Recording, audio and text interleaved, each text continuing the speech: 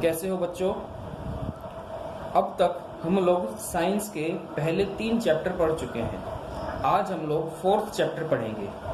4th chapter है हमारा sorting material into groups.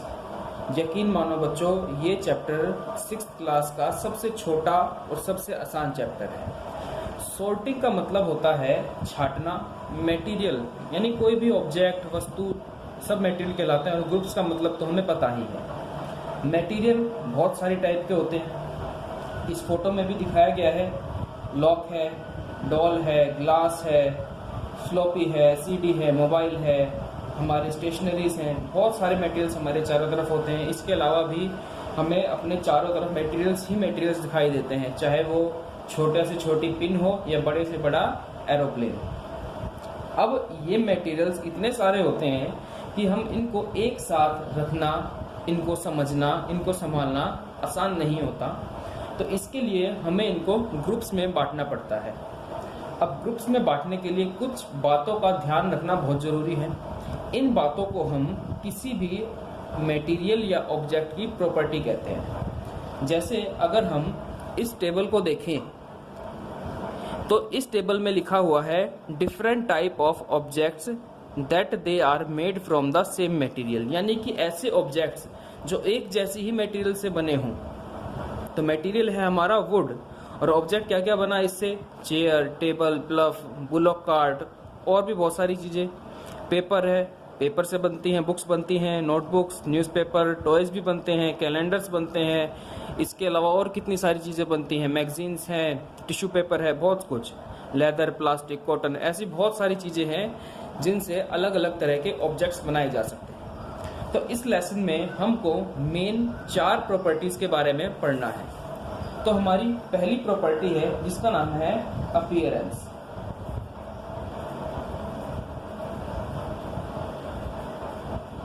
अभी अपीयरेंस होता क्या है? अपीयरेंस का मतलब है वो दिखता कैसा है कोई भी ऑब्जेक्ट। तो हर ऑब्जेक्ट की अलग अलग शेप होती है। तो ये शेप्स होती हैं square, rectangle, circle, triangle, etcetera. लेकिन बच्चों, ये चारों शेप्स 2D शेप्स हैं। 2D शेप्स यानी जिसे सिर्फ हम पेपर पे बना सकते हैं। जैसे स्क्वायर है, ये स्क्वायर हम सिर्फ पेपर पे ही बना सकते हैं, अपने रियल लाइफ में स्क्वायर नहीं देख सकते। सर्कल हम सिर्फ पेपर पे बना सकते हैं, इसे हम रियल लाइफ में नहीं देख सकते। तो ऐसे ही इन शेप्स को बेसिक मानकर हमने कुछ और शेप्स बनाई जिनको हम 3D शेप्स बोलते हैं, 3rd डायमेंशनल शेप्स। तो सबसे पहली होती है हमारी cube, second cuboid, third cylinder, 4th sphere और लास्ट कोन।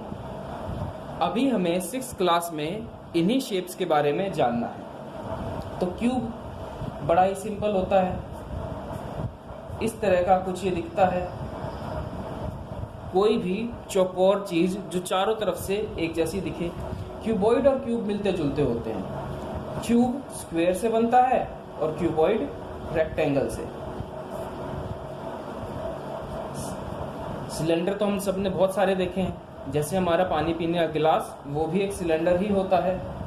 इस तरह का कुछ ये दिखता है। स्फीयर, गोला, बॉल से तो सब खेलते ही हो ना, तो ये स्फीयर हो गया। और कोन के बारे में तो सबको पता ही होगा, आइसक्रीम खाते तो जो रहते हो। तो ये हमारे अपीयरेंस हो गए। इनके आधार पर हम लोग अपने ऑब्जेक्ट्स को, मटेरियल्स को बांट सकते हैं कि वो दिखते कैसे हैं। तो ये है हमारा सबसे पहला टॉपिक, अपीयरेंस। अब अपीयरेंस में कुछ बातें और जोड़ी जाती हैं कि वो दिखने में और क्या क्या प्रॉपर्टीज वो शो करता है। तो उसमें सबसे पहली प्रॉपर्टी है हमारी लस्टर। लस्टर का मतलब होता है चमकना। कोई भी चीज चमकती है तो वो अलग से दिखती है, कोई चीज नहीं चमकती तो वो अलग से दिखाई देती है। जैसे हमारी जितनी भी मेटल्स होती हैं सभी चमकती हैं। स्टील, आयरन, गोल्ड, सिल्वर, ये सभी मेटल्स हैं। और भी बहुत सारी मेटल्स हैं जो सभी चमकती रहती हैं। कुछ ऐसे ऑब्जेक्ट्स भी होते हैं जो मेटल नहीं होते फिर भी चमकते हैं, जैसे हमारा ग्लास, शीशे में देखते हैं ना हम सभी, वो चमकता है। तो ये हमारी पहली प्रॉपर्टी थी जिसका नाम था अपीयरेंस। सेकंड प्रॉपर्टी हमारी है हार्डनेस,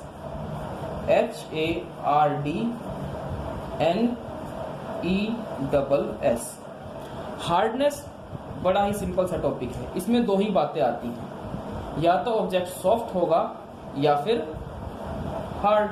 सॉफ्ट यानी नरम, हार्ड यानी सख्त। एग्जाम्पल हम देख सकते हैं, जैसे कोई भी सॉफ्ट मटेरियल हो, क्लॉथ है, स्पॉन्ज है, ये सभी सॉफ्ट होते हैं। हार्ड में स्टोन है, वुड है, ये सभी हार्ड होते हैं।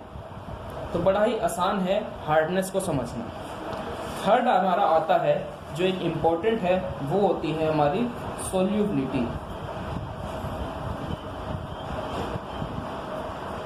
ये शब्द तो नया है लेकिन इसको समझना बड़ा आसान है। जैसे हार्डनेस में दो ही टॉपिक आए, इसमें भी दो ही प्रॉपर्टी आएंगी। एक होता है सोल्यूबल और एक होता है इनसोल्यूबल। इन दोनों का संबंध पानी से है। बहुत सारी चीज़ें हमारी ऐसी होती हैं जो पानी में आसानी से घुल जाती हैं, जैसे नमक, चीनी, और बहुत सारी चीज़ें पानी में नहीं घुलती, जैसे तेल। तो जो चीज़ें पानी में आसानी से घुल जाती हैं उन्हें बोलते हैं हम सोल्यूबल, और जो चीज़ें पानी में नहीं घुलती उन्हें बोलते हैं हम इनसोल्यूबल। एग्जाम्पल अभी मैंने बताया, साल्ट यानी नमक, शुगर यानी चीनी, आटा ले सकते हैं, और इनसोल्यूबल में ऑयल, सैंड, स्टोन, ये सभी चीज़ें पानी में नहीं घुलती। तो जो चीज़ें घुल जाएं वो कहलाती हैं सोल्यूबल, जो चीज़ें ना घुलें वो कहलाती हैं इनसोल्यूबल। अब इसके बाद इस चैप्टर की आखिरी प्रॉपर्टी, जिसको हम बोलते हैं हम ट्रांसपेरेंसी, TRANSPARENCY।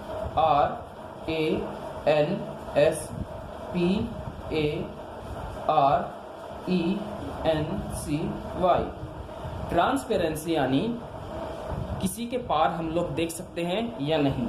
इस पे हम तीन तरह से अपने मटेरियल को बांटते हैं। पहला वो जिसके हम आर पार आसानी से देख सकें, जैसे शीशा। तो ऐसे ऑब्जेक्ट्स जो शीशे से बनते हैं या जिनके आर पार हम आसानी से देख सकते हैं, हम उनको बोलते हैं ट्रांसपेरेंट। दूसरा जिसके आर पार तो हम देख सकते हैं लेकिन धुंधला धुंधला, जैसे कोई प्लास्टिक बैग होता है जिसके आर पार तो दिखता है लेकिन धुंधला दिखता है, तो उसको हम बोलते हैं ट्रांसल्यूसेंट। और चौथा वो जिसके में आर पार दिखाई ही नहीं देगा, जैसे आपकी बुक, आपकी चेयर, आपकी टेबल। तो ऐसे ऑब्जेक्ट्स को हम बोल देते हैं ओपेक। ट्रांसपेरेंट, ट्रांसलूसेंट और opaque. Example glass, polythene bag